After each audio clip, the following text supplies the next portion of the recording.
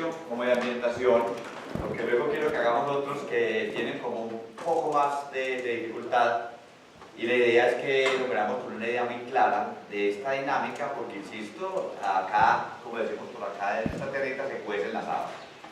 ¿Cuál es el ABC? ¿El qué? El que por cualquier medio se sustraiga al cumplimiento acá de una orden judicial. Cuando el tipo penal trae varias alternativas, pues nosotros escogemos la alternativa que es la que se ajusta, ¿no? Por ejemplo, en estupefacientes tiene como 12 verbos, pues escogemos el que se ajusta. Es como que tuviera 12 tipos en uno, pero acá es a resolución judicial. Y entonces, ¿cómo quedarían los hechos jurídicamente relevantes? Ya el que se convierte en una persona de carne y hueso. Es el alcalde de Macondo, obviamente tendríamos un nombre, listo. Se sustrajo.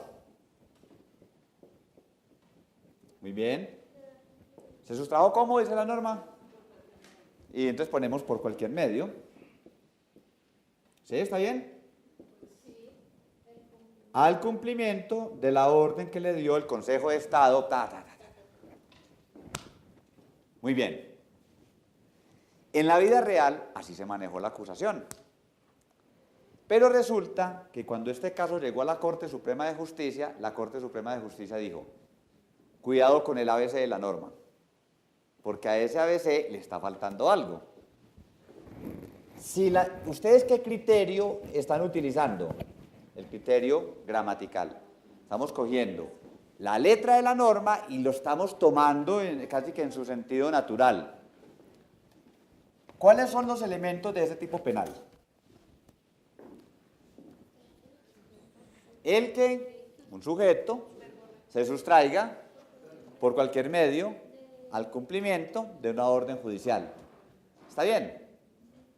¿Cómo se llama ese tipo penal? ¿Cómo se llama? Fraude a resolución judicial.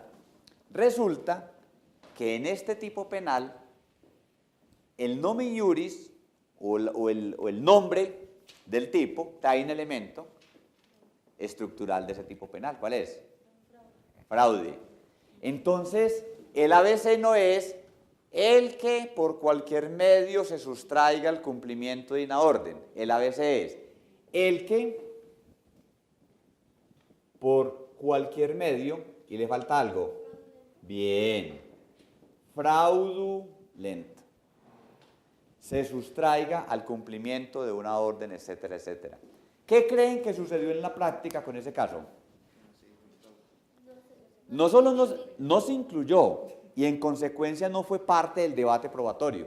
Es lo mismo decir se sustrajo por un medio a decir se sustrajo por un medio fraudulento. Mire, la diferencia es astronómica. Entonces, ¿qué pasó? Que como el modelo normativo, el ABC de la norma estaba mal estructurado, cuando pasamos la noticia por ese modelo normativo para generar la hipótesis de hechos jurídicamente relevantes, ¿cómo quedó la hipótesis? Coja, mocha, como lo quieran llamar, incompleta. Como quedó incompleta, ¿cómo fue el debate probatorio? Incompleto. Y al final del tiempo, la decisión judicial, pues venía condenado, ¿no? Venía condenado por eso, cuando decías ahorita, no, es que ahí, si fallamos en esto, se genera la tipicidad de la conducta. Mire, eso sería preocupante. Pues lo más preocupante es que eso puede generar condenas injustas. De hecho, este señor venía condenado en primera y segunda instancias. ¿Dónde estaba el detalle? En lo que hemos llamado acá ABC de la norma. Por eso cuando alguien dijo, con la implementación del sistema acusatorio, que la teoría del delito estaba llamada a recoger, no sabemos en qué país estaba viviendo o en qué estaba pensando. Porque hoy en día estos modelos necesitan del abogado una mayor precisión teórica, pero no para discursos interminables y veintejulieros, como decimos acá, sino para que sea capaz de extractar ese ABC de la norma que le permita pasar las hipótesis fácticas por ese modelo normativo adecuadamente delimitado para generar hipótesis. ¿Estamos diciendo que cuando se genera una hipótesis ya debemos imputar o acusar? No. ¿Qué es una hipótesis? Es una posibilidad sobre unos determinados hechos. Una posibilidad. Entonces, con la noticia, ¿cómo debió haber quedado la hipótesis? Con lo que tenemos. Entonces tenemos el alcalde, sabemos quién es, y luego acá, en vez de una afirmación en la hipótesis, ¿qué debe ir? Una pregunta. ¿Cuál fue el medio? Y a este se le debe acompañar otra pregunta. Ese medio es fraudulento. Y esto hubiese permitido orientar la investigación. Por eso al final del tiempo la Corte dijo, este fue un caso donde uno de los elementos estructurales no se investigó porque nunca lo vimos, porque nos pasamos de largo, porque no leímos algún buen libro, porque no vimos más allá de lo que dice la letra. Esto es muy importante, mire, el criterio gramatical es muy importante, pero un penalista tiene que ir mucho más allá, porque si solo fuera leer la norma en el sentido natural de las palabras, pues no habría, insisto, que pasar tanto tiempo tratando de aprender esto. Es a este caso lo que le sucedió fue ni más ni menos que la fiscalía nunca vio esto, el juez de primera instancia no lo vio, el tribunal en segunda instancia tampoco, y este señor pues no siguió cargando con esa condena, porque esto llegó a la Corte en esa selección tan aleatoria y tan compleja que es para que un asunto llegue a casación. A casación llegan muy poquitos casos. El 90 y tanto % de las demandas son inadmitidas. La mayoría de demandas son inadmitidas. Una que otra pasa ese filtro y se generan ciertas decisiones que pueden importar. ¿Estamos? Yo me hago entender con este ejemplo sobre lo que estoy tratando de decir sobre esa armonización de los hechos y el derecho para generar hipótesis. Hay un autor español, el profesor perfecto Andrés Ibáñez, que dice que esto funciona así. Los hechos nos llevan a la norma, pero no sé si notan que la norma nos devuelve a los hechos. Como que la norma nos dijera, abogado, ¿ya te preguntaste por esto? Pero si no trabajamos bien la norma, nunca nos va a hacer ese llamado y seguimos derechitos. Seguimos derechitos a una injusticia, cualquiera que sea su manifestación. Porque ¿qué es lo ideal? Que las hipótesis ya bien generadas se debatan y luego de ese debate se decida si hay responsabilidad o no. Pero no es un buen sistema el que propicia condenas así. Ese es un sistema nefasto. Pero tampoco es un buen sistema el que genera cantidad de absoluciones porque no se puede discutir lo que se debió haber discutido. ¿Claro hasta acá? Bueno, ¿qué concluyen ustedes de esta primera parte? Leerlo, ¿es suficiente leerlo? No, interpretarlo con otro. Interpretarlo. Mejor dicho, ¿qué es interpretar la norma penal? Encontrar su ABC. ¿Y esto funcionará solo con los tipos penales? No. Por ejemplo, con las reglas de prueba. En cláusula de exclusión. Eso tiene un ABC. Encuéntreselo. ¿Qué descubrimiento inevitable? Eso tiene un ABC. ¿Qué prueba de referencia? Eso tiene un ABC. El abogado tiene que tener eso clarísimo. Si no lo tiene, no está habilitado para participar en ese debate. ¿Vamos? Muy bien. Yo les voy a pasar el siguiente ejercicio,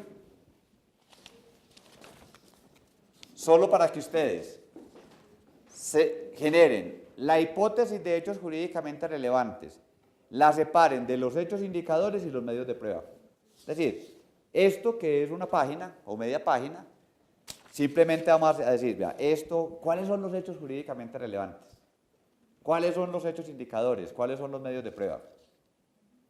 Ustedes deben escoger acá un delito, ¿no?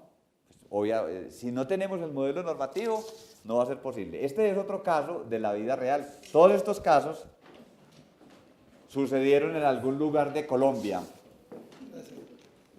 Bueno, los invito a que a la par que van discutiendo el caso, ustedes establezcan cuáles son las dos principales preguntas de ese caso. Las dos principales preguntas probatorias. Me explico, en ocasiones la gran pregunta de un caso es si ocurrió la violencia o no. Por ejemplo, un caso que recientemente resolvió la corte de una expareja que se encontraron en un baile, sostuvieron una relación sexual, la señora alega que fue violenta, el señor alega que fue consentida. La pregunta principal es si ocurrió la relación sexual. No. ¿Cuál es la principal pregunta de ese caso? Si fue violenta o no. Bien. ¿Cuáles son las dos principales preguntas de ese caso? Y vamos como a un siguiente paso en lo que es el sistema de evaluación de casos penales. Lo primero es generar hipótesis adecuadas, pero lo que es también importante es que el abogado tenga la habilidad de encontrar como las preguntas arquimédicas, las que mueven ese caso. No es que las otras preguntas no sean importantes. Por ejemplo, ¿era importante demostrar que ocurrió la relación sexual? En el caso del que estoy hablando, sí, claro. Pero la pregunta que mueve el caso es si fue violenta o fue consentida. ¿Cuáles son las principales preguntas de este caso? ¿La parte de la violencia? Esa pregunta es importante, pero ahí tienes mucha prueba. Pues de hecho tienes el testimonio de la señora y además tienes una evidencia física que la corrobora, porque la señora dice, hicieron esto y me entregaron este papel que decía estas y estas cosas. Entonces, la pregunta es importante sin ninguna duda, pero esa será la pregunta que mueve el caso. Mire, yo les interrogo por esto. ¿Será importante que el abogado desarrolle la habilidad de encontrar las preguntas que mueven los casos o no? Es muy importante. ¿Cuáles son las preguntas clave de esta hipótesis? Y de una vez nos vamos aproximando a lo que ha de ser el cierre de nuestro taller. ¿La responsabilidad de Pedro y de Juan? Esa es la pregunta macro. De la misma manera, en el caso del que le estoy hablando, la pregunta macro ¿es Pedro penalmente responsable del delito de acceso carnal violento? Sí, pero tienes que encontrar esa preguntica que es la que determina el asunto. ¿Cuál será la pregunta clave? Este es un caso, les voy a contar la historia de este caso. Yo fui fiscal hace muchos años y trabajé en la fiscalía durante mucho tiempo. Y este caso llegó por allá a un pueblo de Antioquia en el que yo trabajaba. Y el caso se resolvió de la manera como les voy a contar ahorita. Pero en la medida en que usted va pensando más las cosas, cuando usted va leyendo un poco más, su mente se retrotrae a estos eventos y dice, bueno, eso quizás cometimos como un errorcito por allá, o esto no estaba tan claro. ¿Les parece si avanzamos este ejercicio también entre todos?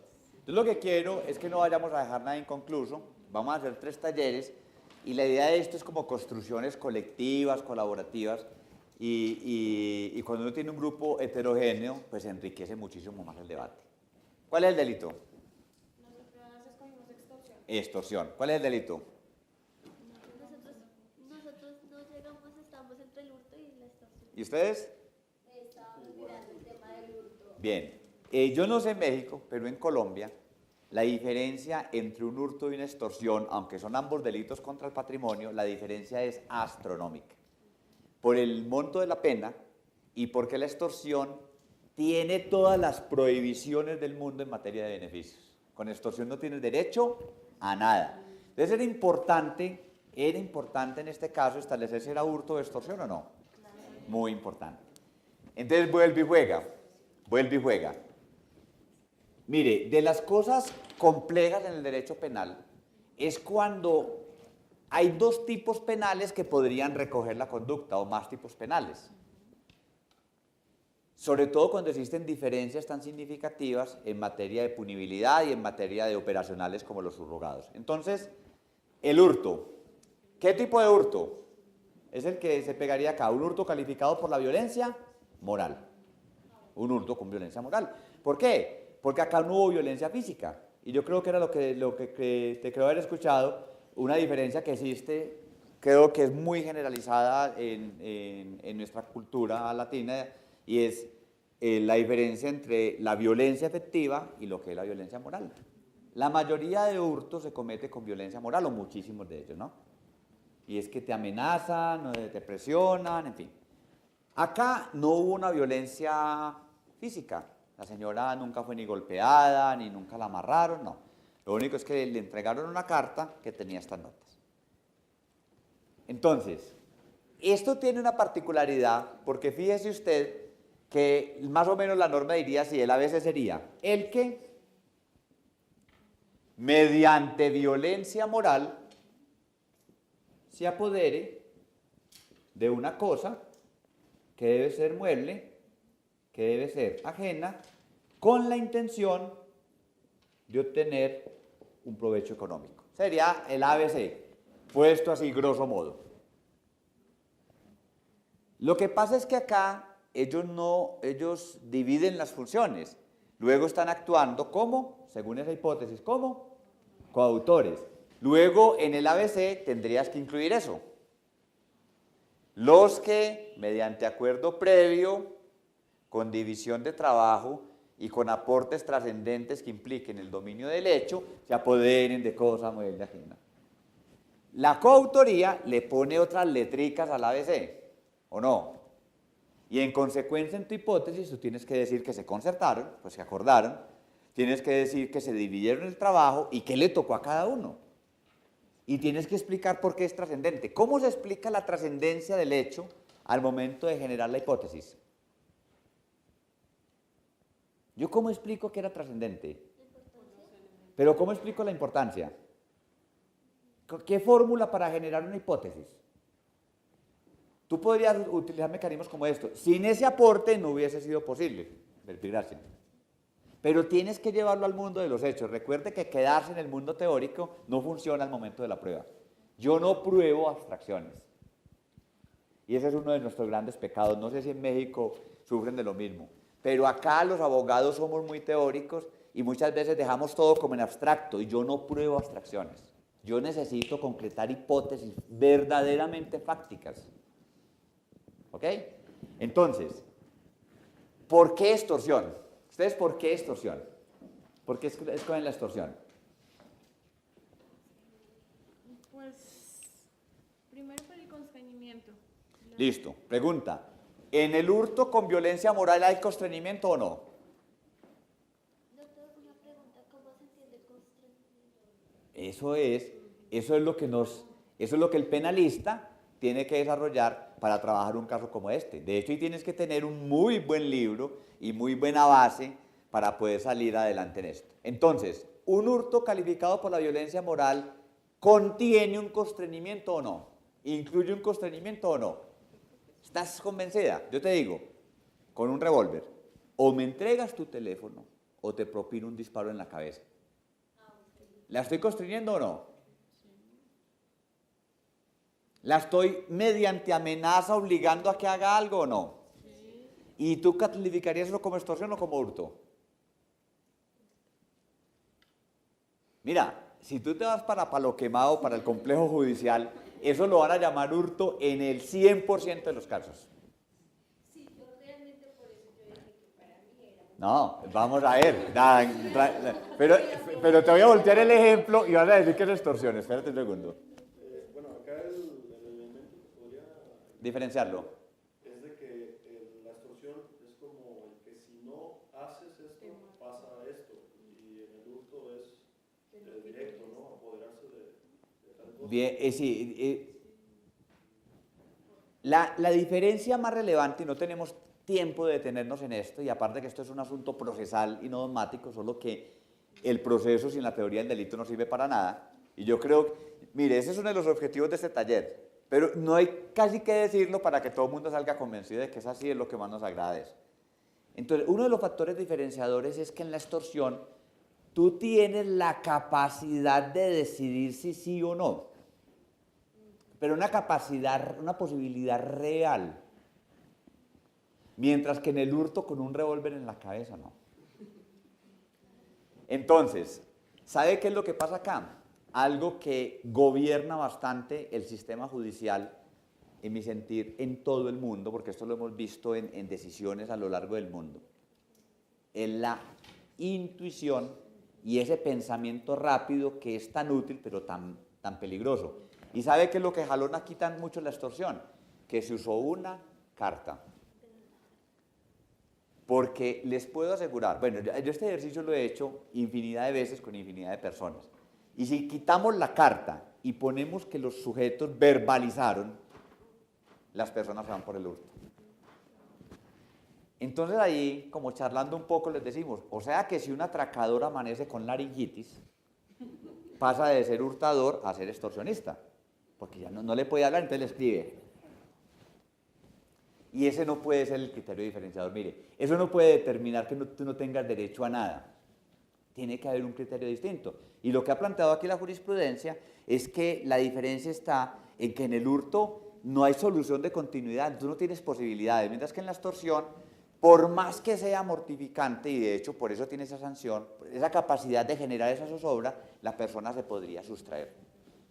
La persona podría decir en algún momento, no. Pero en un hurto no tiene esa posibilidad. Te ponen un cuchillo acá caminando, pero no invoquemos a otra persona por allá en Canadá, le ponen un cuchillo, caminando por la 7ª de Canadá, la billetera o te mato.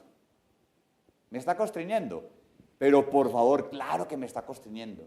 Mire, me está diciendo, es que si usted no hace esto, lo mato, solo que yo ahí no tengo ninguna posibilidad real. Pues alguien te llama a tu casa y te dice, mire, usted es mejor que me consigne 100 millones de pesos, compadre.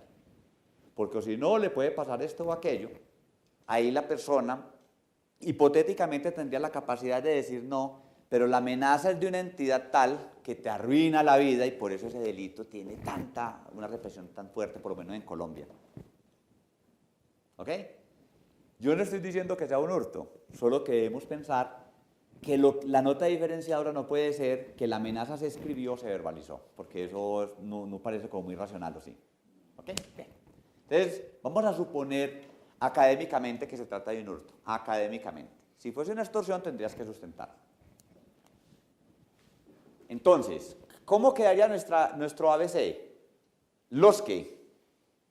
Aquí no podría ser el que, porque en coautoría jamás es el que. Los que, mediante acuerdo,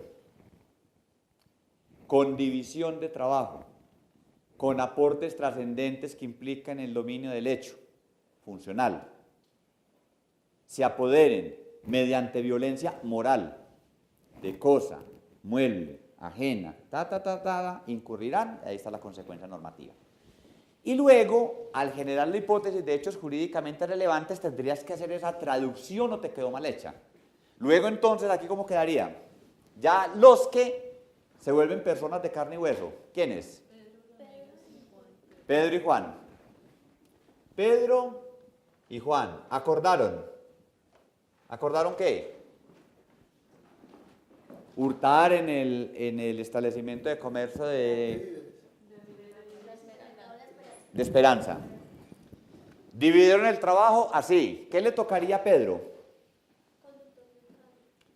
¿Solamente conducir? Guardar. ¿Y qué más? Y amenazar.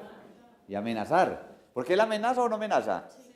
Bueno, por lo menos en esta hipótesis, y él también contribuye con la amenaza. Muy bien. ¿Y a Juan qué le correspondería? Entregar la carta amenazante. ¿Qué más? Recibir el dinero. ¿Qué más? Bueno, y ambos alejarse del lugar, ¿cierto? Muy bien. ¿Y por qué son trascendentes? Entonces yo no pongo, son trascendentes porque son trascendentes, sino que les hago la traducción. Porque se acomodan. Porque si los suprimes... Bien, bien, muy bien. ¿Fácil o no?